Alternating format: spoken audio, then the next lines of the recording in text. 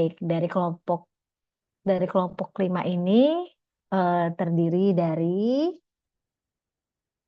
ada saya, Ritwina Elis sebagai moderator, lalu ada Mas Leonard Setiawan sebagai panelis pertama, nanti ada Pak Akhir Winardi sebagai panelis kedua, lalu nanti ada Mbak Azara sebagai panelis yang ketiga. Baik, sebelumnya eh, dari Bapak Ibu sekalian atau teman-teman pasti sudah eh, tahu dong ya apa itu tentang NPD. Nah, di sini kita akan membahas dengan lebih detail lagi gitu. Jadi semoga diskusi kita pada malam hari ini menjadi seru ya. Nanti kita juga akan buka sesi tanya jawab. Baik, kita akan lihat apa aja yang akan kita bahas sih pada malam hari ini. Yang pertama kita akan membahas tentang apa itu NPD ya, definisi NPD. Lalu yang kedua, jenis-jenis dari NPD itu sendiri. Yang ketiga ada ciri-ciri NPD, lalu ada penyebab dari NPD, nanti kita ada studi kasus, lalu komplikasi NPD, lalu metode penanganan dan tantangan pengobatannya, lalu yang terakhir nanti ada penutup.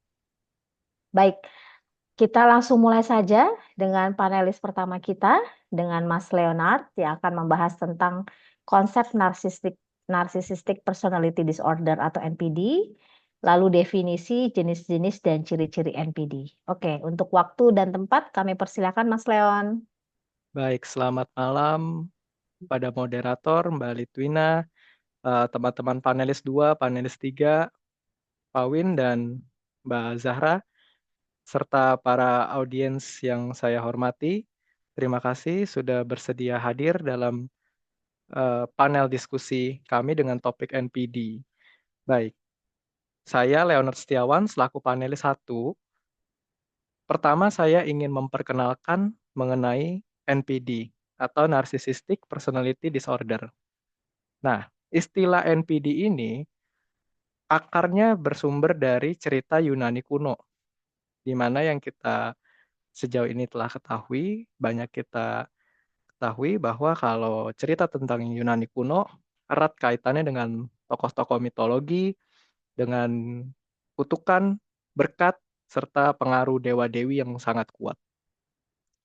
Dikisahkan pada zaman Yunani kuno tersebut, hidup seorang laki-laki bernama Narcissus. Nah, Narcissus ini adalah seorang pria yang sangat tampan. Saking tampannya, banyak gadis-gadis jatuh hati pada dia. Tidak cuma gadis, tapi bahkan pria pun senang bergaul dengan dia. Dari kalangan manusia, bahkan kalangan dewa-dewi sekalipun suka dengan Narcissus. Nah, tapi Narcissus ini entah apa yang dia pikirkan, dia tolak semua perasaan suka yang datang pada dirinya. Bahkan sampai satu ketika ada seorang peri hutan jatuh cinta dengan Narcissus, tapi dia tolak juga perasaan peri hutan itu. Dimana kalau kita manusia sampai disukai oleh makhluk yang suci, bidadari, malaikat, mungkin itu adalah suatu kehormatan ya, tapi tidak bagi Narcissus. Nah, satu ketika karena kepribadiannya Narcissus ini yang gemar menolak perasaan dari orang lain sehingga mematahkan hati orang lain, banyak orang-orang secara dia tidak tahu telah melemparkan kutuk sumpah serapah kepadanya.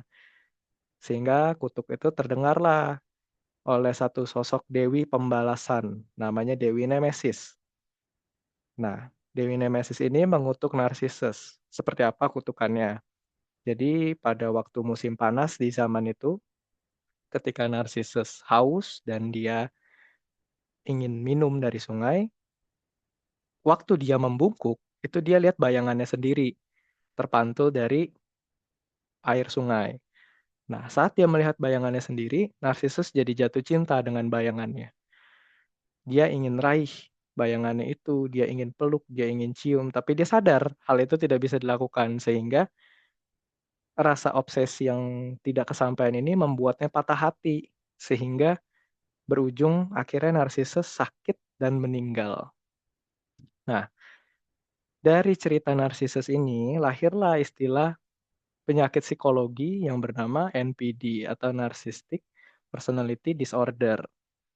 Banyak ilmuwan-ilmuwan dan penulis-penulis dari zaman dulu hingga saat ini menggunakan sumber dari cerita Yunani kuno tersebut untuk menggambarkan definisi dari NPD. Nah, NPD itu adalah satu gangguan psikologis di mana penderitanya itu jatuh cinta, memiliki perasaan suka berlebih pada dirinya sendiri. Digambarkan sebagai orang yang memiliki rasa kepentingan diri yang melambung, atau istilahnya gradiositas. Mereka jatuh cinta pada dirinya sendiri karena mereka merasa bahwa dirinya itu unik, otentik. Orang-orang nggak ada yang seperti mereka. Hanya mereka satu-satunya yang seperti itu. Lalu, orang-orang dengan gangguan NPD ini selalu mencari pujian dan perhatian dari orang-orang sekitarnya. Mereka juga tidak peka terhadap kebutuhan orang lain, tidak punya empati. Orang-orang dengan gangguan NPD ini juga beranggapan bahwa dirinya layak mendapatkan perlakuan yang khusus dari orang-orang di sekitarnya. Oleh karena itu, mereka sangat sulit untuk tidak dapat menerima kritik dari orang lain. Di balik sosok orang NPD, di balik rasa kepercayaan dirinya ini, yang seakan kuat, nggak mau dengerin orang, orang-orang dengan gangguan NPD seringkali memiliki harga diri yang rendah. Mereka merasa harga dirinya rendah. Mereka itu sosok yang rapuh sebenarnya. Terus mereka adalah orang-orang yang sensitif terhadap kritik. Nah, hal ini diperoleh mungkin saja karena sewaktu kecil atau di masa lalunya, mereka sering mendapat perlakuan yang tidak menyenangkan yang cenderung menjatuhkan rasa percaya diri, menjudge atau menghakimi apa yang mereka perbuat tidak sebaik apa yang orang lain buat. Sehingga begitu mereka keluar dari lingkup orang-orang yang menjatuhkan, merendahkan mereka, mereka merasa mereka itu harus kuat dan mereka baik gitu. Semua yang mereka lakukan bagus seperti itu. Berikut adalah jenis-jenis NPD. Terdapat beberapa macam jenis NPD. Yang pertama yang sering kita jumpai secara sadar maupun tidak sadar adalah narsisme terbuka. Narsisme terbuka ini termasuk bentuk NPD yang paling umum. NPD dengan jenis terbuka ini terlalu fokus pada status sosial, kekayaan, dan rasa ingin menguasai. Karena mereka merasa mereka berhak mendapatkan apa yang mereka inginkan. Mereka juga sensitif terhadap kritik, tidak peduli seberapa kecil kritik tersebut. Aturan, pernah nggak kita ketemu orang yang, hanya teguran seperti ini harusnya tidak mempengaruhi perasaannya terlalu mendalam, nggak? Atau bahasa gaulnya, jangan terlalu baper lah gitu. Tapi nyatanya ada orang-orang seperti ini. Nah, contoh dari tindakan narsisme terbuka ini ada pada orang-orang yang gemar memamerkan prestasi yang telah mereka achieve secara berlebihan. Sebenarnya hal ini bisa juga diraih oleh orang lain. Orang lain bisa juga achieve ini dengan mudahnya, tapi orang-orang NPD terbuka ini merasa, wah, yang saya lakukan ini sudah hebat, ini hebat sekali, kamu belum tentu bisa seperti saya. Nah, itulah ciri-ciri orang dengan narsisme terbuka. Lalu jenis berikutnya ada narsisme terselubung. Narsisme terselubung atau tertutup rentan memiliki rasa mementingkan diri sendiri, egois, dan mendambakan kekaguman atau pujian dari orang lain secara berlebihan.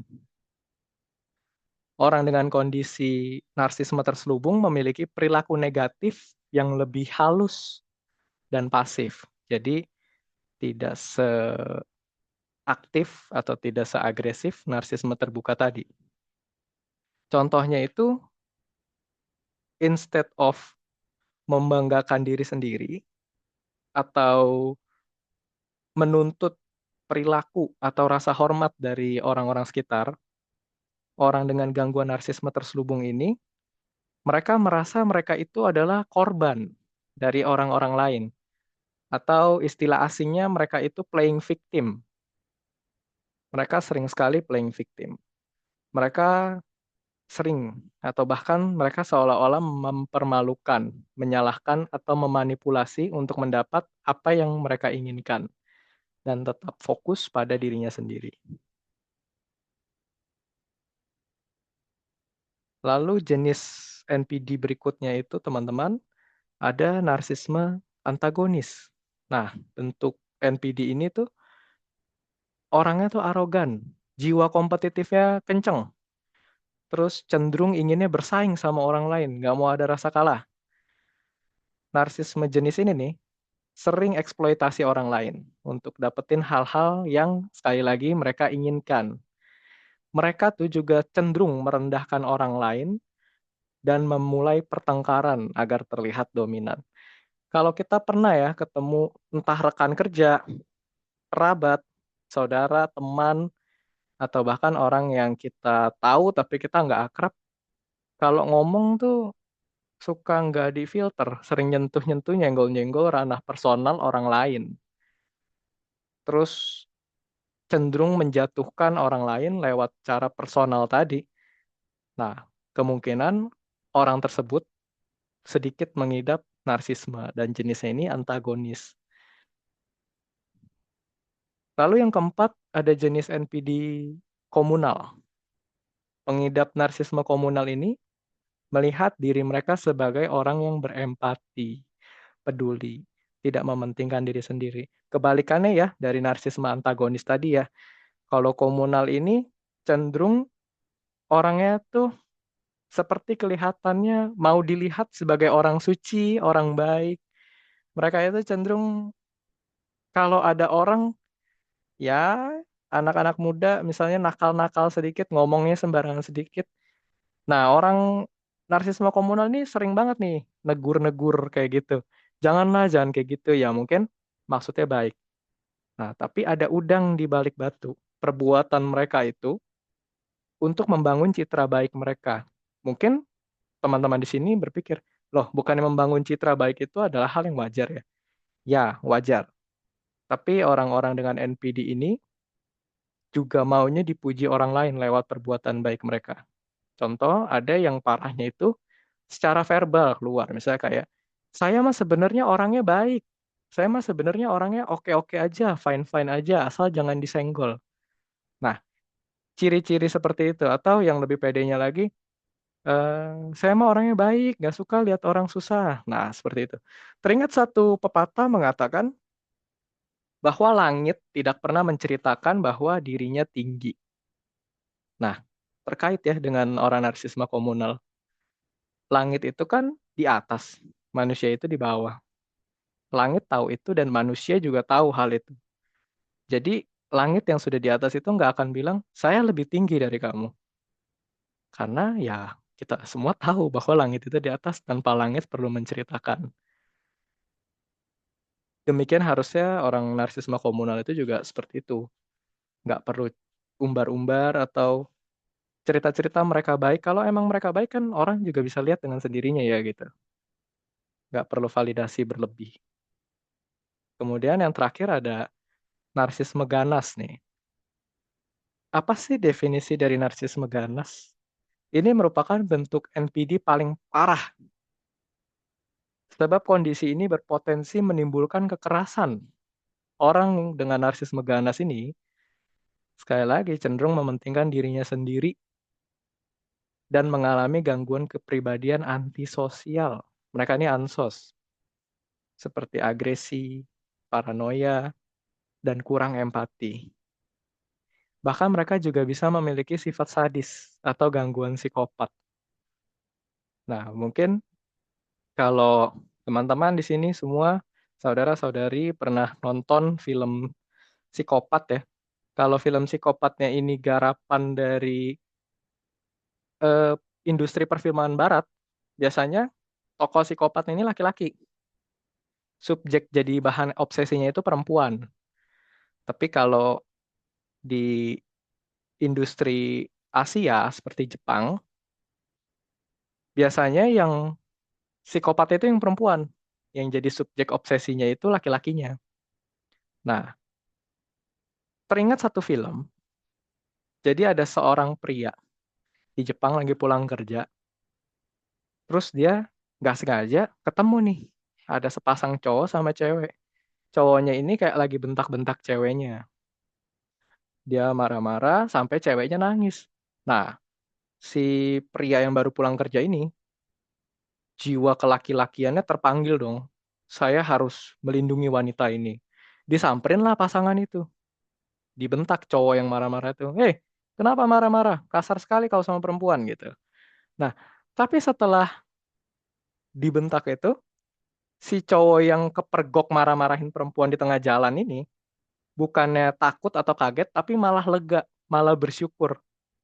Berterima kasih sama yang negur, lalu ditinggal pergi. Nah, bingung dong si laki-laki yang habis jadi pahlawan ini. Terus dia lihat ke arah si cewek yang habis dia tolongin. Ternyata cewek itu lagi menyeringai ke arah dia, terus ketawa. Sejak malam itu sampai seterusnya, si cowok itu selalu diikutin sama si cewek psikopat ini. Dan ternyata itu adalah siklus terjadinya setiap ada cowok yang marah-marah, yang habis diikutin terus cowoknya nggak nyaman, marah-marah, lalu ada cowok lain coba tolong, nah yang coba tolong ini diikutin sampai yang tadinya nolongin jadi ikut marah juga gitu. Kira-kira seperti itu Narcisme ganas ini. Nah, lalu topik bahasan saya berikutnya adalah mengenai ciri-ciri daripada NPD. Karakteristik utama NPD ini kami ambil berdasarkan DSM-5. DSM-5 ini adalah sebuah manual book untuk menggait kita mendiagnosa apakah seseorang ini mengidap masalah psikologis tertentu. Dalam hal ini khususnya adalah NPD. Seseorang itu harus menunjukkan 5 atau lebih dari karakteristik berikut untuk dikatakan sebagai penderita NPD. Yang pertama adalah grandiositas atau rasa kepentingan diri yang berlebihan. Orang dengan gangguan NPD ini meyakini dirinya itu orang paling penting, orang paling berprestasi. Terus mereka itu tadi yang sempat saya bahas di awal, melebih-lebihkan pencapaiannya yang orang lain bisa lakukan juga sebenarnya, tapi dia merasa hanya dialah orang satu-satunya yang bisa melakukan itu. Seperti kalau kita ingat film Avatar dulu ya, saat dunia membutuhkannya dia menghilang, hanya dia yang bisa kendalikan 4 elemen. Nah, dia menganggap dirinya seperti Avatar mungkin ya. Terus dia juga punya fantasi tentang kesuksesan, kekuasaan, dan mau jadi orang paling tampan, orang paling cantik di dunia. Nah, ini ciri pertama. Lalu ciri kedua, kebutuhan akan kekaguman yang berlebihan. Mereka ini haus pujian. Maunya jadi pusat perhatian, dipuji-puji terus dimanapun dan kapanpun. Terus mereka itu sangat terpengaruh oleh kritik dari orang lain. Gak boleh dikritik. Gak terima mereka kritikan. Pujian aja mereka terimanya. Lalu yang ketiga, ciri ketiga, perasaan berhak atau sense of entitlement. Mereka itu nggak mau ngikutin aturan yang sama dengan orang lain karena mereka merasa mereka spesial, eksklusif mereka. Mereka itu merasa mereka itu layak mendapat perlakuan khusus dari orang lain. Lalu ciri keempat, kurangnya empati. Mereka itu tidak mampu mengenali perasaan dan kebutuhan orang lain. Mereka nggak bisa identifikasi itu karena mereka pada dasarnya nggak peduli dan meremehkan apa yang orang lain rasakan, terutama omongan dari si penderita NPD ini. Mereka itu kalau ngomong nggak mikirin perasaan orang. Nah, kalau kita ketemu sama orang-orang yang sering kali ngomong nggak mikirin perasaan orang, atau mungkin itu kita sendiri yang melakukan. Nah, coba kita evaluasi diri masing-masing. Lalu ciri kelima, ada eksploitatif dalam hubungan interpersonal. Nah, orang yang penderita NPD ini dalam hubungan interpersonalnya dengan orang lain, seringkali hubungan ini sifatnya satu arah. Satu arah ini arahnya ke siapa? Ke si penderita NPD atau individu dengan NPD. Pusatnya ke mereka. Pokoknya mereka lah yang harus jadi tokoh utama dalam kisah hidup setiap orang gitu. Lalu ciri keenam, sering iri kepada orang lain atau percaya orang lain iri sama mereka tuh. Mereka misalnya baru beli handphone baru warna merah, terus ada orang lain lihat, dia langsung mikirnya pasti, wah orang itu pasti pengen juga tuh punya HP warna merah seperti saya. Padahal belum tentu, bisa jadi orang lain yang lihat HP warna merah dia tuh cuma mikir, oh dia beli HP warna apa sih? Oh merah, kalau saya beli warna biru. Nah, tapi kalau si orang penderita NPD ini menganggapnya itu iri, dengki, mau sama seperti dia. Dia maunya jadi trendsetter. Lalu ciri ketujuh, perilaku atau sikap yang arogan dan angkuh. Orang dengan penderita NPD, mereka ini pada dasarnya memiliki sifat yang sombong, senangnya merendahkan dan meremehkan orang lain. Kalau ngomong sama orang, itu maunya jadi yang paling ngerti topik. Mereka itu kalau di dalam komunitas maunya jadi guru, maunya terlihat paling superior. Bahas topik apa aja sama mereka, ngerti mereka pasti. Dan mereka tidak akan segan-segan memberikan saran. Nah, itu ciri ketujuh orang dengan gangguan NPD. Lalu ciri yang terakhir, ciri kedelapan, adalah keyakinan bahwa dirinya istimewa dan unik. Mereka itu yakin mereka itu hanya bisa ngobrol, bisa sefrekuensi, bisa nyambung, dan mau bergaul dengan orang-orang tertentu. Orang-orang dengan status sosial dan tingkat intelektual yang menurut mereka sesuai standar mereka. Nah, itu adalah ciri-ciri orang NPD. Nah, baik, sampai di sini pemaparan materi dari saya. Berikutnya akan dilanjutkan oleh rekan kami, Pak Win. Silahkan, Pak. Ya, baik. Selamat malam teman-teman. Assalamualaikum warahmatullahi wabarakatuh. Salam sejahtera bagi kita semuanya. Saya Ahir Winardi akan menyampaikan apa sih yang menyebabkan eh, seseorang mengidap atau mengalami yang disebut NPD ya, Narcissistic itu Personality Disorder, dan studi kasusnya. Yang menarik nanti di studi kasusnya ya. Ternyata nanti ada contohnya nanti kayak gimana. Mungkin kita juga nanti dengan melihat sebab-sebabnya, penyebabnya mungkin bisa dianalisis. Oh, anak saya mungkin ngalami ini ya ternyata. Nah, nanti solusinya gimana ada di teman kami nanti di bagian panelis ketiga. Baik, saya sampaikan yang pertama penyebab gangguan kepribadian narsistik ya atau NPD ini. Apa sih penyebabnya? Sebenarnya penyebab pastinya NPD itu belum sepenuhnya dipahami. Namun diyakini melibatkan interaksi yang kompleks antara faktor genetik, lingkungan, dan neurobiologis. Yang pertama kita bahas tentang faktor genetiknya. Apa sih faktor genetiknya yang menyebabkan seseorang mengalami NPD ini? Jadi yang pertama adanya riwayat gangguan kepribadian ya dalam keluarga yang dapat meningkatkan resiko seseorang mengembangkan NPD. Namun gen saja tidak cukup untuk menyebabkan gangguan ini. Kemudian yang kedua ada faktor lingkungan. Faktor lingkungan ini pengalaman di masa kanak-kanak banyak terjadinya ya. Apa sih pengalaman di masa kanak-kanak? Yang pertama pengabaian emosional atau kekerasan, yaitu kurangnya perhatian kasih sayang, atau adanya pengalaman traumatis dapat berkontribusi pada perkembangan harga diri yang tidak sehat. Kemudian yang kedua, pada masa anak-anak, adanya pujian yang berlebihan tanpa batas. Itu memberikan pujian yang tidak realistis dan tidak didasarkan pada pencapaian nyata, dapat menanamkan rasa superioritas yang keliru. Kemudian pada masa anak-anak ada kritik yang berlebihan, mendalam, ya, atau merendahkan. Misalnya pengalaman yang terus-menerus dikritik, direndahkan, dapat menyebabkan individu itu mengembangkan mekanisme pertahanan narsistik itu untuk melindungi diri saat merasa dirinya rasa sakit yang ada di hatinya itu ya.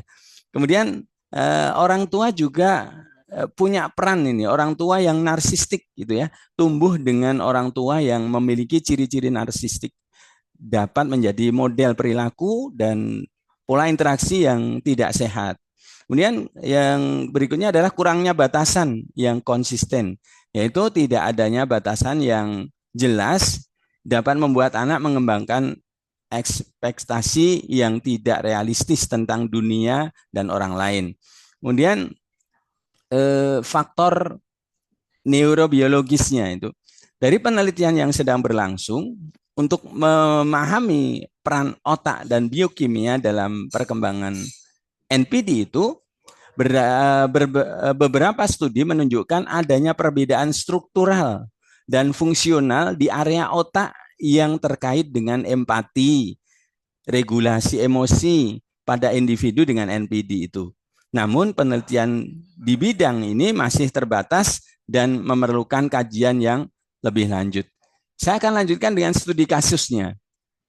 Ini menarik studi kasusnya ini karena di studi kasus ini bisa terjadi, kita bisa melihat mungkin di sekeliling kita itu ada yang mungkin mengalami, atau kita melihat teman kita sendiri ada yang mengalami seperti itu. Apa sih? Kita ambil satu contoh studi kasus yang kami ambil adalah Andi yang seorang yang perfeksionis dan tidak bisa dikritik. Jadi pokoknya perfect banget dan nggak mau dikritik dan tidak bisa dikritik, menangnya sendiri dan sebagainya ya. Kita ambil identitasnya Andi namanya, nama identitas samaran ya. Umurnya 35 tahun, jenis kelaminnya laki-laki, belum pernah menikah ya. Belum menikah ya, artinya belum menikah, kalau pernahnya nggak tahu, ini yang jelas belum menikah. Kemudian pekerjaan sebagai manajer pemasaran di perusahaan swasta. Pendidikan strata 2 di manajemen. Latar belakang masalah, jadi kita bilangnya latar belakang masalahnya, Andi datang ke psikolog atas dorongan rekan kerjanya. Ia sering melihat konflik di kantor karena tidak bisa menerima kritik, selalu ingin menjadi pusat perhatian, dan merasa orang lain tidak cukup kompeten untuk bekerja dengannya. Ia merasa bahwa ia layak mendapatkan posisi yang lebih tinggi dan tidak dihargai sebagaimana mestinya. Kemudian riwayat perkembangannya, sejak kecil ternyata si Andi ini selalu ditekan orang tuanya untuk menjadi yang terbaik. Juara 1, kalau nggak juara dimarahi. Akhirnya dia tuntutannya tinggi untuk selalu menjadi yang terbaik. Ia sering dipuji hanya ketika berhasil saja. Jadi kalau berhasil dipuji, tapi kalau nggak berhasil dikritik keras oleh orang tuanya. Karena apa? Kegagalannya. Padahal harusnya kan tidak seperti itu. Tapi yang diterima oleh si Andi, kalau mendapatkan keberhasilan, maka dia dipuji oleh orang tuanya dengan luar biasa. Tapi kalau gagal, dikritik habis-habisan. Maka ia tumbuh dengan keyakinan bahwa nilai dirinya ditentukan oleh pencapaian. Dia menilai dirinya, saya itu hebat kalau saya bisa mencapai sesuatu gitu ya. Di lingkungan sosial, ia cenderung memilih teman yang bisa menaikkan citranya. Kemudian gejala yang terlihat dari tadi yang disampaikan oleh rekan kami Mas Leonard, itu tadi tentang gejala yang sesuai dengan DSM-5 ya. Itu tadi yang disampaikan oleh Mas Leon. Nah, yang pertama rasa grandiositas. Itu Andi merasa lebih pintar. Dia merasa lebih pintar dan lebih kompeten daripada rekan-rekannya yang lain. Kemudian yang kedua, memiliki fantasi yang kesuksesan atau pencapaian keberhasilan dan kekuasaan yang tidak realistis dengan kondisi dia. Kemudian yang ketiga adalah kebutuhan akan pujian yang berlebihan. Dia senangnya dipuji, mudah-mudahan tersinggung dan mudah tersinggung, mudah tersinggung jika tidak dipuji, gitu ya. Kemudian merasa dirinya istimewa dan hanya bisa dimengerti oleh orang yang selevel, gitu. Kemudian eksploitasi interpersonalnya, sering memanipulasi rekan kerja untuk kepentingan pribadinya. Kemudian kurangnya empati, tidak peka terhadap perasaan orang lain, dan sering iri melihat orang lain atau merasa orang lain itu iri padanya, gitu ya. Tadi yang sudah disebutkan oleh Mas Leon, teman kami. Kemudian dia memiliki perilaku dan sikap yang sombong, gitu ya. Nah, lalu intervensi yang diberikan seperti apa sih? Intervensi yang diberikan ada terapi individu, yaitu menggunakan pendekatan psikodinamik untuk mengeksplorasi akar narsisme tersebut dari masa kecilnya, ya.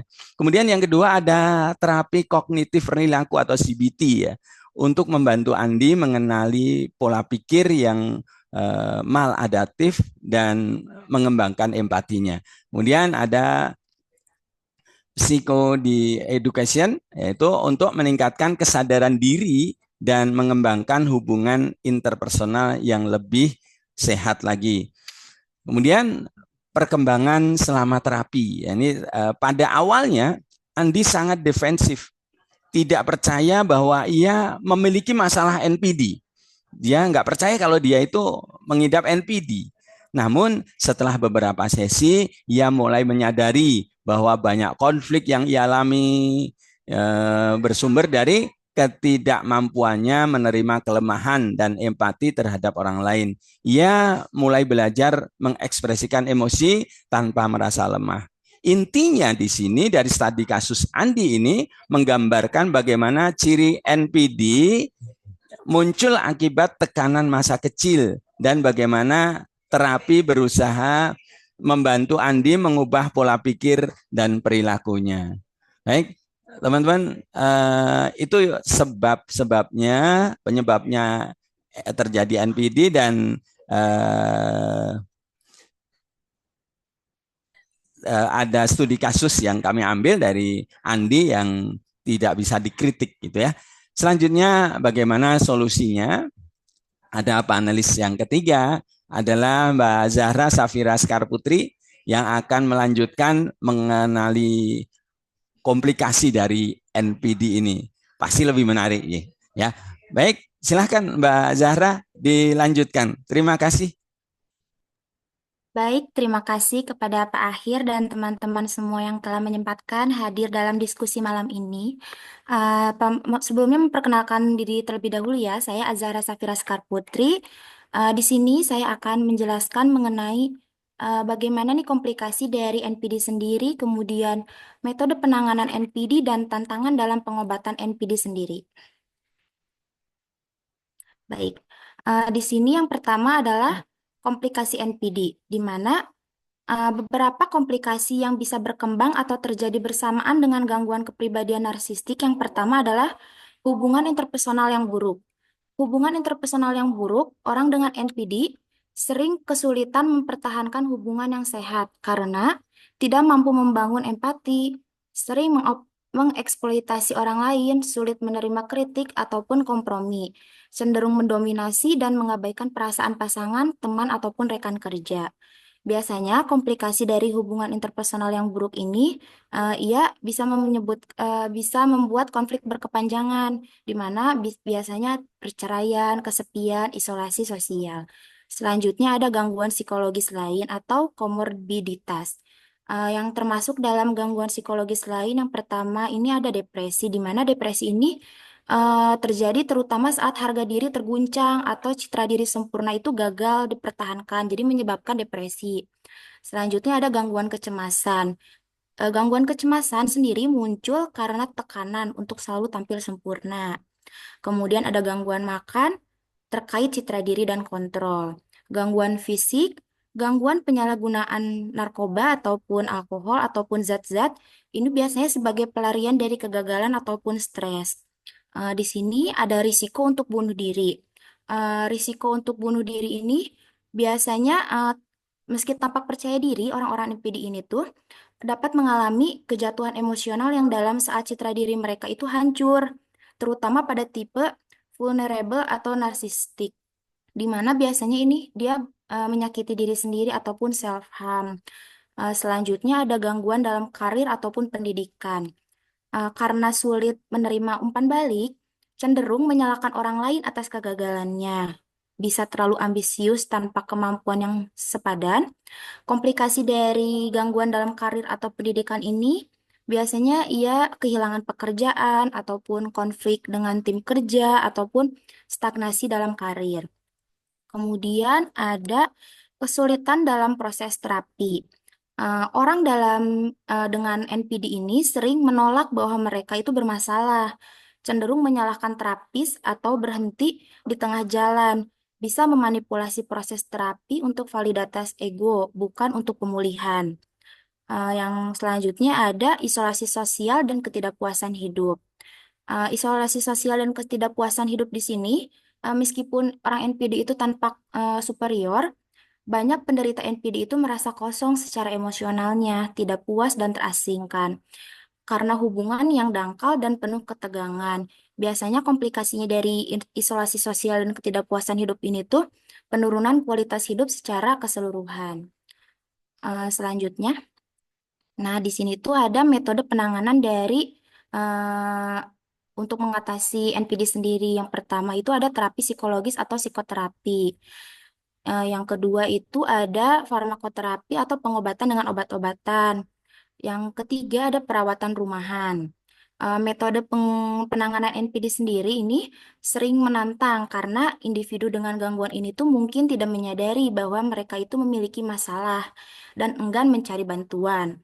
Mereka mungkin melihat perilaku mereka ini sebagai sesuatu yang wajar atau bahkan superior.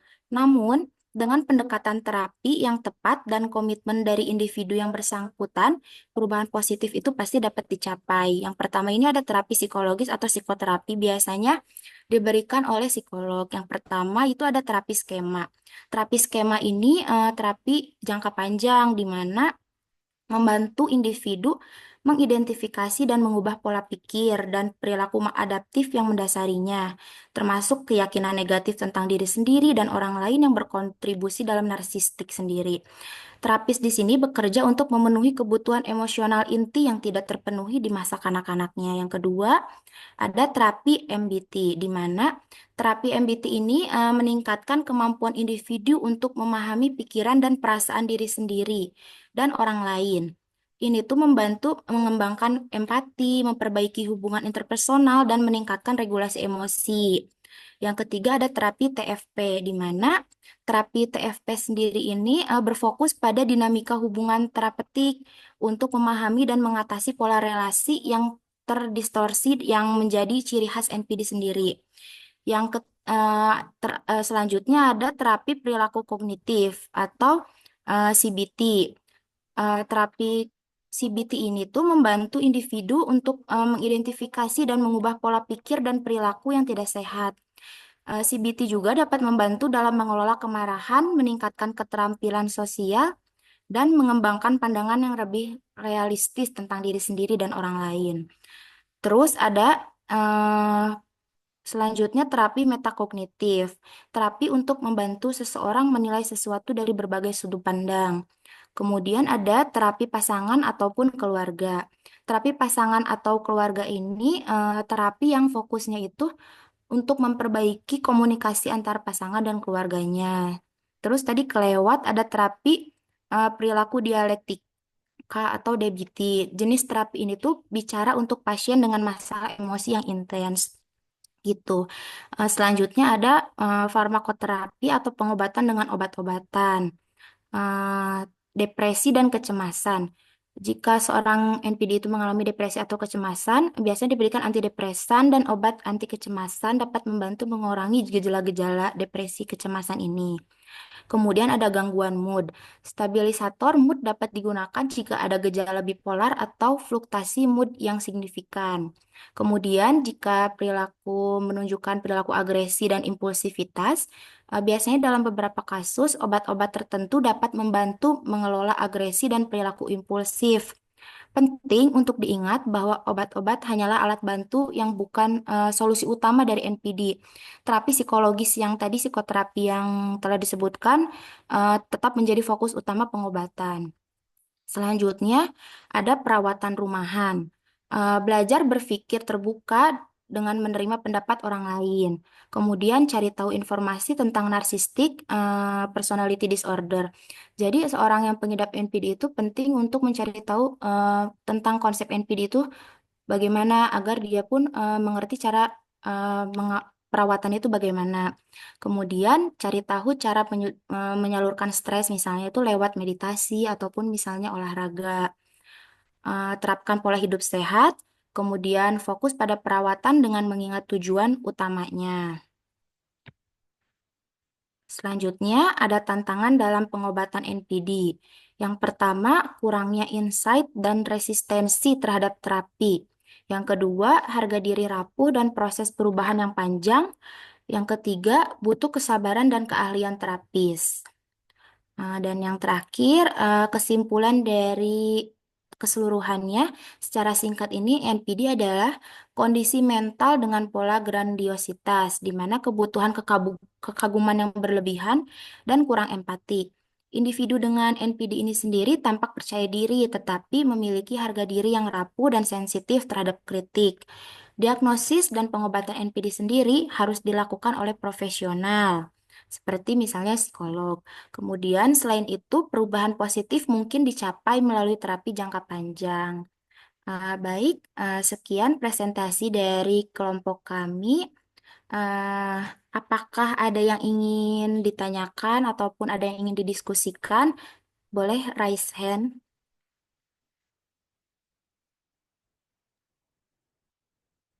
Baik, terima kasih untuk pemaparan materi dari ketiga panelis. Oke, di sini sudah ada teman-teman yang raise hand. Baik, yang pertama dari Mbak Febristi Hareni. Boleh silakan. Oke, apakah suara saya terdengar dengan jelas? Terdengar Mbak, silakan. Oke, baik. Terima kasih pada moderator sudah mengizinkan saya untuk memulai pertanyaan pertama. Nah, pertanyaan saya simpel sebenarnya. Dari pengalaman saya bertemu dengan salah seorang teman, apakah dari materi NPD ini, adakah kecenderungan NPD ini muncul jika kita banyak berteman atau berinteraksi dengan orang-orang NPD lainnya? Yang saya dapatkan dari kasus teman saya yang saya perhatikan, awalnya dia itu people pleaser. Jadi memang orang yang sulit mengemukakan pendapatnya dia. Dengan dorongan kita mulai mengajarkan dia untuk mengatakan tidak jika memang dia tidak bisa untuk melakukannya. Namun dia lebih banyak bertemu dengan orang-orang NPD yang menurut dia itu kesimpulan dia, orang-orang di sekitar dia itu NPD. Nah, makin ke sini kita teman-temannya itu mulai merasa bahwa loh, dia kok juga terlihat seperti orang-orang NPD yang dia ceritakan sekarang gitu loh. Walaupun kita juga nggak berani nih diagnosis dia NPD gitu. Jadi saya ingin menanyakan ke teman-teman yang memaparkan materi NPD ini, adakah kemungkinan NPD ini muncul karena berteman dengan orang-orang yang NPD juga? Seperti itu. Sekian, terima kasih. Baik, terima kasih Mbak Febristi. Kita tampung dulu ya. Baik, pertanyaan kedua ini ada Mbak Eksa. Silakan Mbak Eksa. Iya, terima kasih. Tadi pemaparannya bagus banget karena kita kan memang lagi happening banget ya apa-apa NPD, apa-apa eh kasih nih mengenai terapi psikologis itu yang jangka panjang itu kan ada terapi skema sama eh yang basis meta analisis ya kalau nggak salah meta ya itulah pokoknya.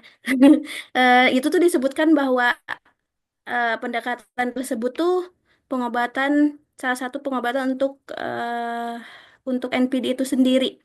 Nah tadi apakah nggak tahu nih tadi saya kurang begitu menyimak ya kalau misalkan memang sudah dibahas tadi boleh dijelaskan kembali mengenai apa aja sih aspek-aspek spesifik dari terapi-terapi tersebut tuh yang bisa dianggap efektif dalam membantu penanganan individu yang terkena NPD itu sendiri. Itu aja paling. Terima kasih.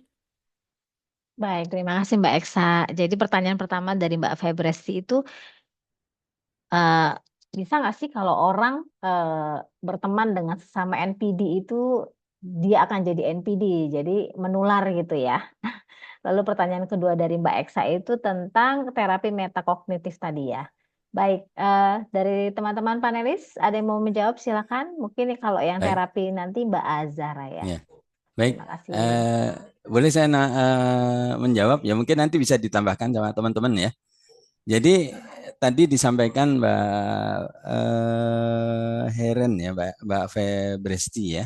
Tadi disampaikan bahwa kira-kira benar nggak sih kalau yang mengalami NPD atau pengidap NPD ini kemudian bersosialisasi atau berteman dengan sesama NPD ini? Jadi jawabannya sebenarnya tidak selalu benar ya. Dan lebih tepatnya berinteraksi dengan pengidap NPD itu tidak secara langsung menyebabkan seseorang kemudian mengalami NPD. Kenapa? Karena NPD itu yang pertama tidak menular. Sekali lagi bahwa NPD itu tidak menular. Jadi NPD adalah gangguan kepribadian yang kompleks dan diyakini berasal dari interaksi antara faktor genetik, lingkungan, terutama pengalaman masa anak-anak, dan neurobiologi seperti yang sudah tadi disampaikan. Kemudian adanya pengaruh lingkungan dan pemodelan. Ya. Anak-anak dan remaja banyak belajar dari lingkungan dan orang-orang sekitar mereka. Terutama figur-figur yang otoritas, kemudian teman sebayanya ya. Jadi hal-hal itu yang bisa menyebabkan seseorang itu mengalami NPD. Kemudian ada internalisasi pola perilaku. Kemudian ada dampak dari emosionalnya gitu ya. Jadi yang saya jawab yang pertama tadi tidak selalu benar ya bahwa NPD itu bisa terjangkit karena bergaul sesama NPD gitu ya. Kenapa? Karena alasan yang pertama bahwa NPD itu tidak menular. Seperti itu yang bisa saya sampaikan. Silahkan mungkin ada yang mau menambahkan.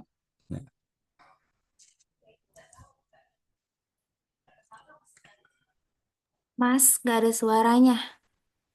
Oh, sorry. Ya, baik. Jadi saya coba sedikit menambahkan ya, Pak Win. Berhubung malam ini temanya kan adalah diskusi ya. Ya, memang kalau secara langsung, secara faktor penyakit ya, NPD ini bukan penyakit. Tapi ini hanya masalah kejiwaan terkait neurobiologis tadi.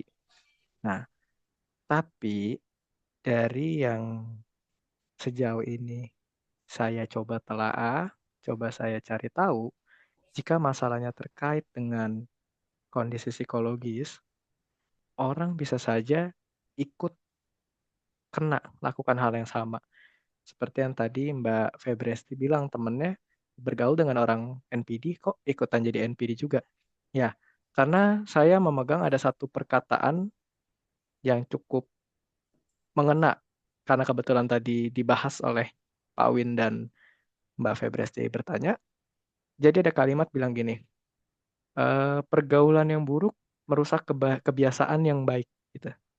Nah, jadi orang yang mungkin tadinya tidak NPD, saat dia sering berinteraksi dan jadi karib dengan orang yang NPD, secara tidak langsung, kan kita itu belajar.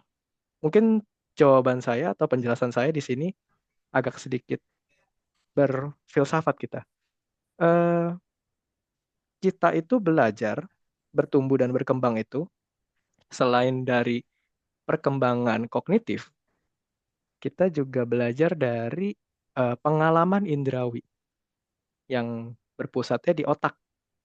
Nah, saat seseorang bergaul karib dengan orang NPD bertahun-tahun, secara tidak sadar, orang yang tadinya tidak NPD akan merasa bahwa perilaku orang yang NPD itu menjadi sesuatu yang jamak, sesuatu yang lumrah.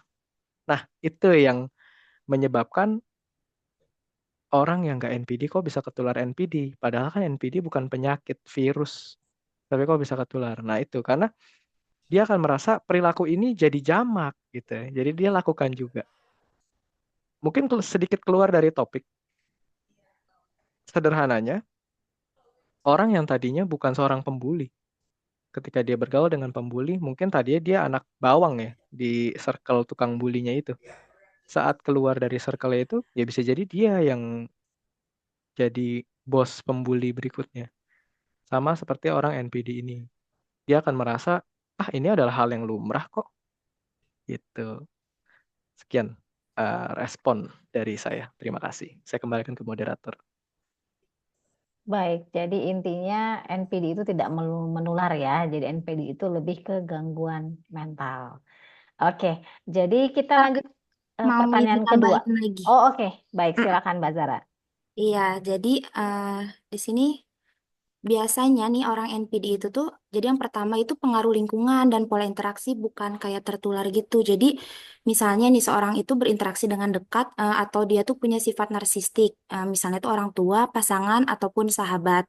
Jadi mereka itu bisa meniru perilaku narsistik itu karena itu yang mereka lihat dan alami setiap hari gitu. Tapi ini tuh bukan penularan, melainkan hasil dari pembelajaran sosial dan adaptasi. Kemudian kalau seseorang memang punya kerentanan genetik nih, trauma masa kecil atau pola asuh tertentu, lalu ditambah sering berinteraksi dengan orang narsistik sendiri itu bisa meningkatkan resiko berkembangnya NPD, tapi murni, bukan karena tertular. Jadi kesimpulannya itu perilaku narsistik itu bisa menular itu tidak ya, tapi secara sosial atau psikologis dapat ditiru ataupun misalnya diadaptasi gitu, tapi tidak bisa ditularkan secara langsung. Ada faktor yang tadi dijelaskan, genetik, lingkungan, dan pengalaman hidup yang berperan. Seperti itu, Kak. Baik, terima kasih Mbak Zara untuk melengkapi jawaban dari Mas Leonard dan Pak Akhir. Baik, kita lanjut ke pertanyaan kedua ya Mbak Zara dari Mbak Eksa tentang terapi metakognitif. Baik, tadi Mbak Eksa nanya tentang terapi skema dan terapi berbasis mentalisasi itu ya, MBT yang disebutkan yang tadi presentasi sebagai pendekatan pengobatan untuk NPD. Pertanyaannya ini, apakah aspek-aspek spesifik dari terapi yang tadi itu dapat dianggap efektif ya Mbak ya dalam membantu individu dengan NPD? Saya coba jawab. Terapi skema membantu mengidentifikasi dan mengubah pola pikir dan perilaku maladaptif yang mendasarinya, termasuk keyakinan negatif tentang diri sendiri dan orang lain yang berkontribusi pada narsistik sendiri. MBT ini tuh berfokus pada peningkatan kemampuan individu untuk memahami pikiran dan perasaan diri sendiri dan orang lain, atau mentalisasi, yang dapat meningkatkan empati dan hubungan interpersonal. Kedua terapi ini tuh mempunyai tujuan untuk mengatasi masalah harga diri yang rapuh dan mengembangkan mekanisme coping yang lebih sehat. Contohnya itu dalam terapi skema. Terapis mungkin membantu klien mengidentifikasi skema keberhakan dan ketidaksempurnaan serta bekerja untuk mengembangkan pandangan yang lebih realistis tentang diri sendiri dan harapan terhadap orang lain. Kalau untuk contoh dalam MBT-nya, mungkin terapis ini membantu klien untuk merefleksikan bagaimana perilaku mereka mempengaruhi orang lain dan mengembangkan pemahaman yang lebih empatik. Seperti itu, apakah ada yang ingin ditambahkan dari teman-teman yang lain?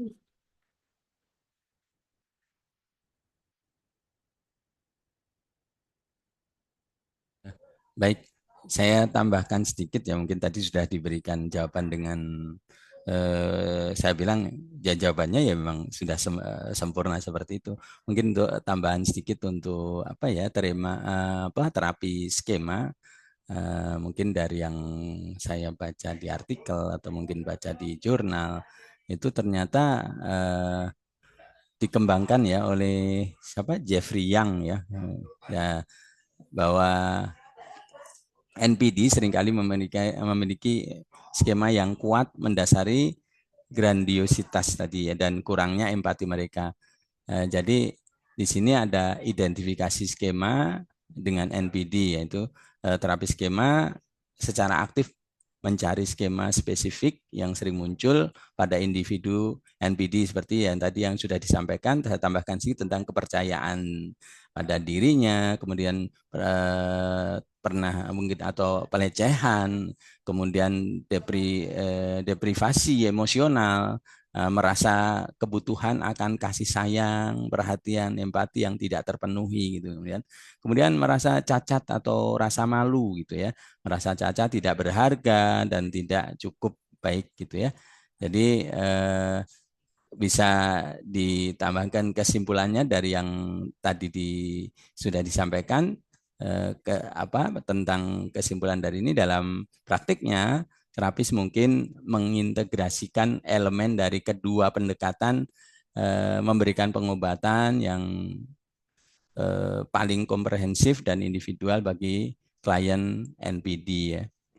Efektivitas keduanya, terapi itu membutuhkan waktu, komitmen dari klien dan keahlian terapis dalam menerapkan prinsip dan teknik spesifik dari masing-masing pendekatan. Tujuan akhirnya adalah membantu individu dengan NPD mengembangkan pemahaman diri yang lebih realistis, meningkatkan empati dan hubungan interpersonal yang sehat, serta mengurangi perilaku maladaptif seperti yang disampaikan Mbak Zahra tadi ya, yang merugikan diri sendiri justru dan merugikan orang lain.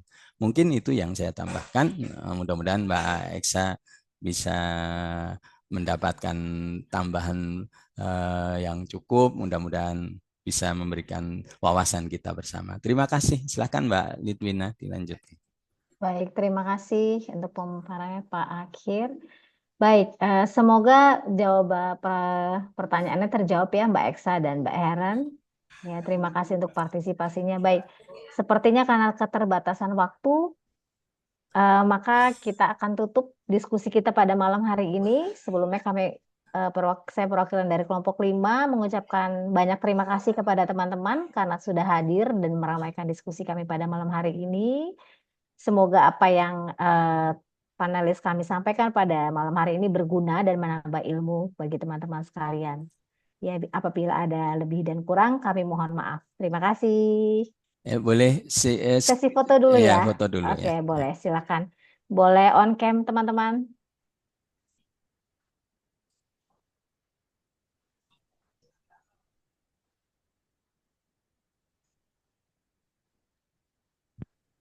Baik, teman-teman. Di penghujung acara ini kita sesi foto sebentar ya. Yang berkenan bisa on cam. Silakan dinyalakan kameranya. Baik. 1, 2, 3, berikan senyumnya. Terima kasih.